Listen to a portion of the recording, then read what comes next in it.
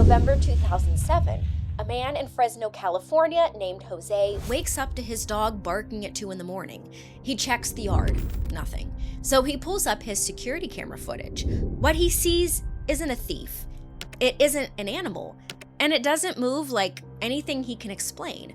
2 white figures, no arms, no torso, just legs, gliding slowly across his yard in the dark. He showed his brother. His brother went outside and reportedly found small footprints on the tile, though no physical evidence of them was ever documented. Then he stopped leaving the house. This footage became the foundation of one of the most enduring and unsettling urban mysteries of the 21st century, the Fresno Nightcrawlers. His security system was standard for the time, low resolution, grainy, and black and white. The video shows 2 entities. The second appears shortly after the first fades from view. And while it may be difficult to tell by the video, the beings are thought to be small, topping out at approximately 3 feet. The experience frightened Jose. He became withdrawn and was frightened to leave his home. Fearful for his well-being, his family contacted the local Fresno affiliate of Univision, a Spanish-language TV network. They came to the home where they were shown a recording of the footage captured from the grainy monitor. The network contacts radio presenter and paranormal investigator Victor Camacho, the host of Los Desvelados, or The Sleepless Ones.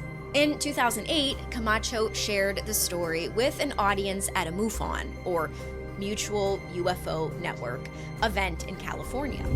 Viewers initially dubbed them the Fresno Aliens. However, the name Nightcrawlers eventually stuck, capturing the late-night nature of the sightings and their unsettling, creepy movement.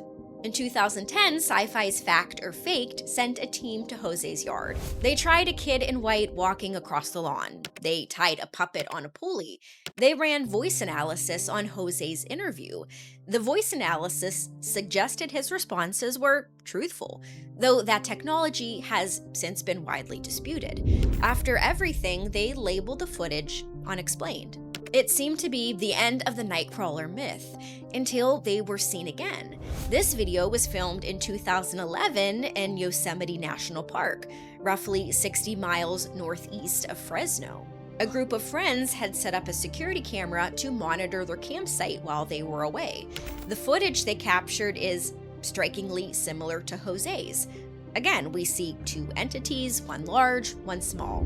They move across a hillside covered in brush. The Yosemite footage is arguably a lot more clear than the grainy footage from 2007, but it still doesn't explain what it is. And there have been more since. A similar looking creature was captured in a shaky handheld video in Poland in 2014.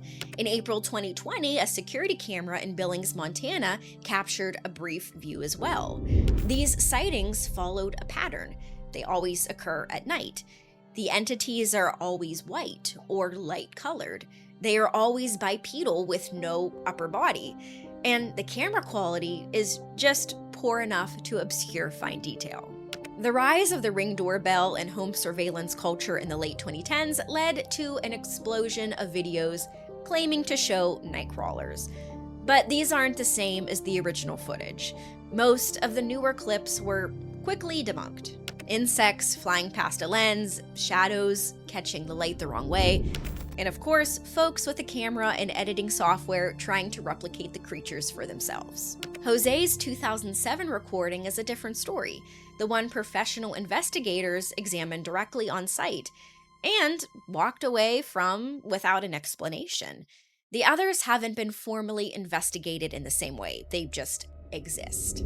Explanations for the sightings have included extraterrestrial beings, a cryptid like Bigfoot or the Loch Ness Monster, and of course the very earthly puppet, computer-generated image, or misidentified animal like a deer walking on its back legs.